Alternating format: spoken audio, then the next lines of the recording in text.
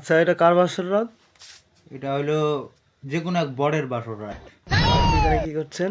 বরের কাছ থেকে আমি 50 টাকা পাই, 3 বছর যাবত দেয় না আমাকে টাকা, তাই আমি দখল করছি, জানতো এখান থেকে।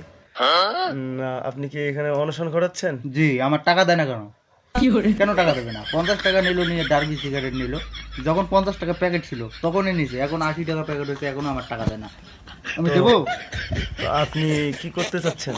আজকে সুযোগ, আজকে যে আমি তার বাসর ঘর দখল করি তাহলে আমার টাকাটা দেবে, নাহলে আমি মনে করি টাকা না দিলে আমি ঘর ছেড়ে দেবো না। তো এখন তো বর বাইরে দাঁড়িয়ে আছে, তো আপনি কিছু একটা করেন।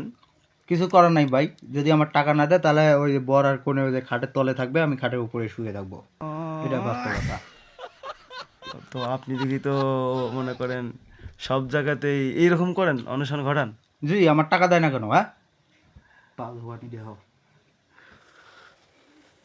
না, আপনার তো মনে হচ্ছে আপনার এই যে আপনার চরিত্র দোষ আছে।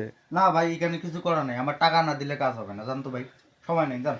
আমি শুয়ে পড়লাম, জান, আমার প্রচন্ড ঘুম পাইছে। আচ্ছা, দেখা যাক। একটু পরে কিন্তু আমি এখানে বোম ফেলার চেষ্টা, ওই যে মিসাইল ফেলাবো, বুঝছেন? এই ভাই, জান তো, জান, সময় নেই, জান। জান, আপনি আপনার আপনার কাজ করুন, জান। ওকে, বাই।